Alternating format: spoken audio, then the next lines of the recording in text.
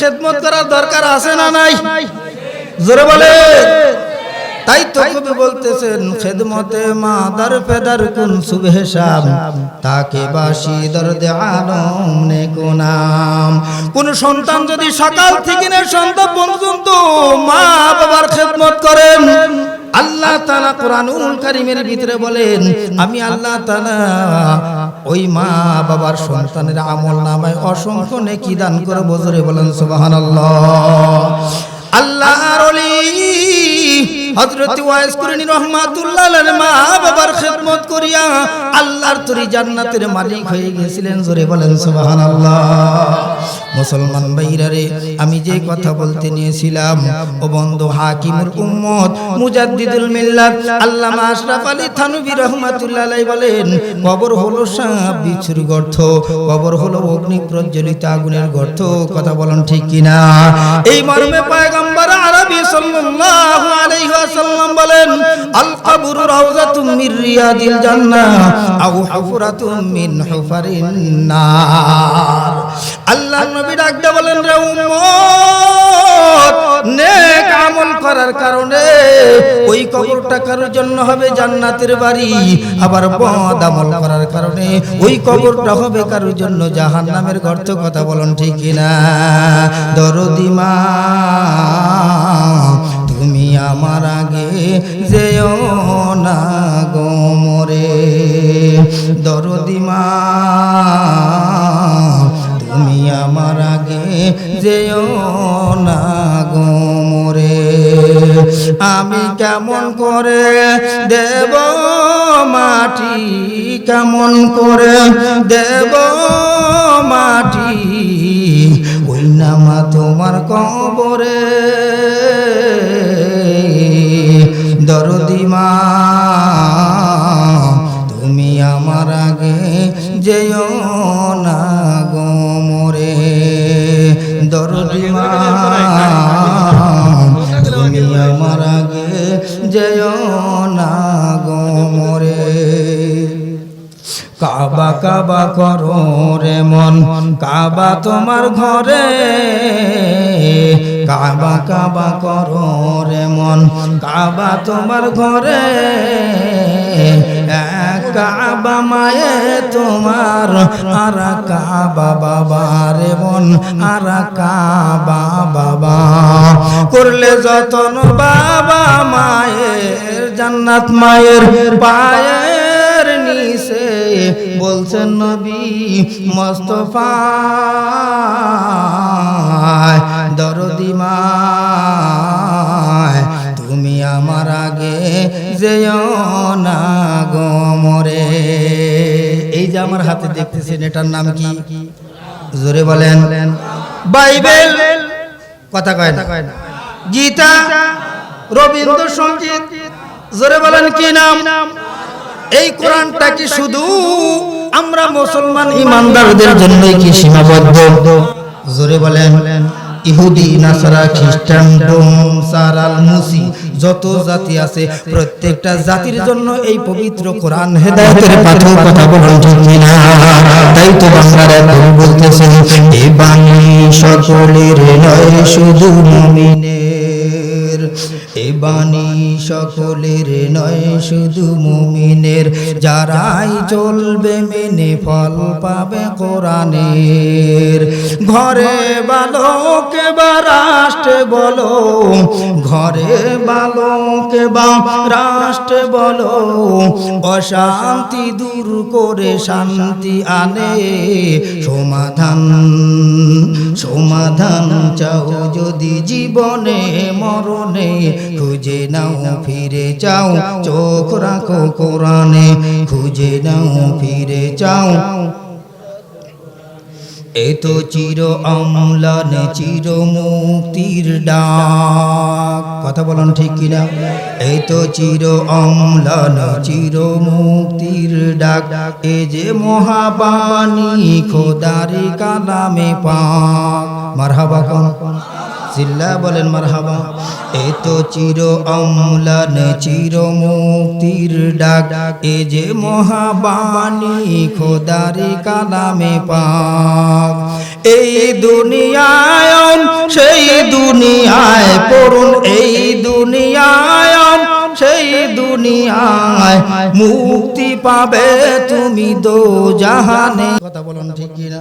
ও বন্ধু, এই কোরআনের সঙ্গে যদি আপনি বন্ধুত্ব স্থাপন করতে পারেন, আমার আল্লাহ তাআলা আপনাকে জিরো থেকে হিরো বানায় দিবে। কথা বলুন ঠিক কি না?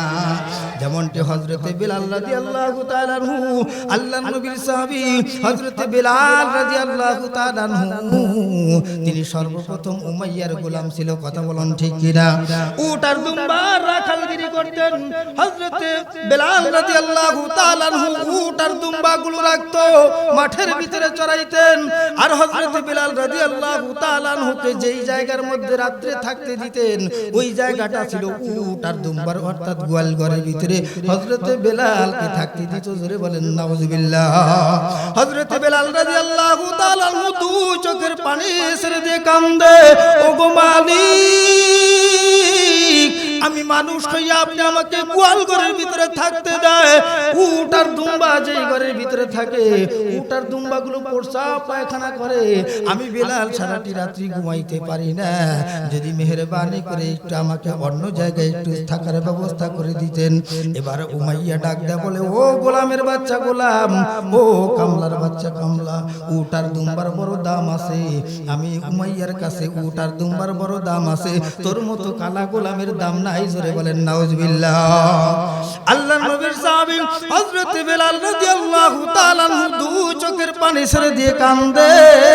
হঠাৎ করে গভীর রাত্রিতে পথিকরা বলতে বলতে যায়, ও গো বিলাল, তোমার যদি দাম বাড়াইতে চাও, তোমার শান আর ইজ্জত যদি বাড়াইতে চাও, এই মুহূর্তে উমাইয়ার দরবার ত্যাগ করিয়া সোজা রওনা করো পয়গম্বরের দরবারের দিকে। জোরে বলেন সুবহানাল্লাহ।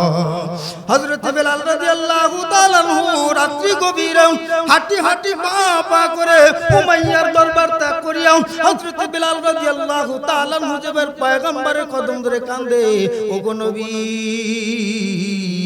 আমি উমাইয়ার দরবার থেকে এসেছি, এই মুহূর্তে আপনি আমাকে মাহরুম করবেন না। এই মুহূর্তে আপনার হাতে হাত রাখিয়া কলমা পড়ে মুসলমান হতে চাই। জোরে বলেন সুবহানাল্লাহ।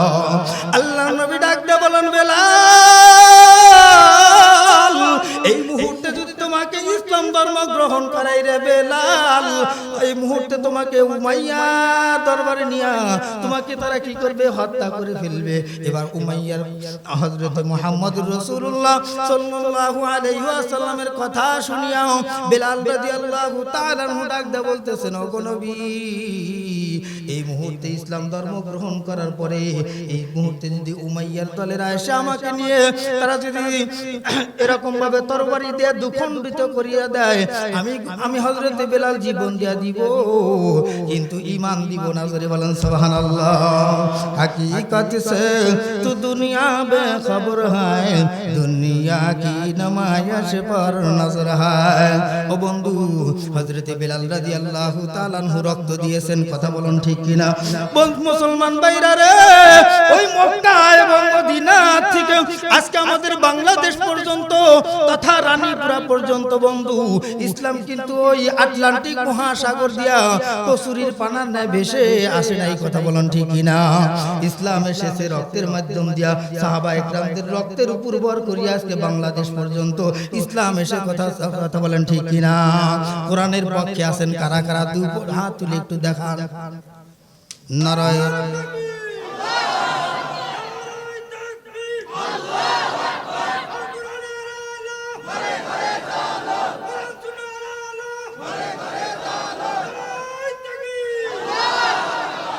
শুধু ঘরে ঘরেই জ্বালাইবেন, সারা জিন্দেগি তো ঘরে ঘরেই জ্বালাইলেন, ওই পার্লামেন্টে জ্বালানোর দরকার আছে না নাই?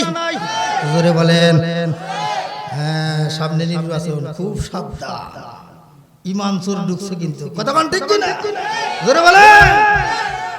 মুসলমান ভাইরা রে, আপনারা নিশ্চয়ই অবগত আছেন, আজকে রানীপুরা কেন্দ্রীয় জামি মসজিদের উন্নতি কল্পে কোরআনী মাহফিল আর বেহেশতের বাগানের আয়োজন করা হয়েছে। কথা বলুন ঠিক কিনা? আল্লাহর নবী ডাক দে বলেন, আল্লাহর নবী ডাক দে বলেন, মান বানা লিল্লাহি মাসজিদাম বানাল্লাহু লাহু বাইতান ফিল জান্নাহ। একটি টাকা দ্বারা, একটি ইট দ্বারা, টাকা দ্বারা, পয়সা দ্বারা, বুদ্ধি দ্বারা, শ্রম দ্বারা আল্লাহর ঘর মসজিদকে যারা নির্মাণ করবে, এই যে উঠতেছে দেখছে কিরকম সালা, জানে যে হুজুর এখন কালেকশনে টানতেছে, আয় রে সালা। আল্লাহ নবী ডাকতে বলেন, মান বানা লিল্লাহি মাসজিদান বানাল্লাহু লাহু বাইতান ফিল জান্নাহ। আল্লাহর ঘর মসজিদকে যারা নির্মাণ করবে, আমরা মুসলমানদের ইবাদতখানা যারা নির্মাণ করবে, আল্লাহ নবী ডাকতে বলেন ওই সমস্ত দানবীরদেরকে আল্লাহ তাআলা হযরত দানবীর ওসমান গনির সঙ্গে জান্নাত তো দান করবেন। দানবীরদেরকে আমার আল্লাহ তাআলা যে বিল্ডিংটা নির্মাণ করে দিবেন, ওই বিল্ডিং নির্মাণ করতে যত ইট লাগবে, হীরা মানিক মুক্তা কাঞ্চন জওহরের ইট দ্বারা আল্লাহ তাআলা দানবীরদেরকে জান্নাতের মধ্যে বিল্ডিং নির্মাণ করে দিবে। বলেন সুবহানাল্লাহ। ওই বিল্ডিং কারা কারা চাই দুহাত তুলে আবার দেখায়, মাশাআল্লাহ। এবার যার যার পকেটের ভিতরে ঢুকাইয়া দেই।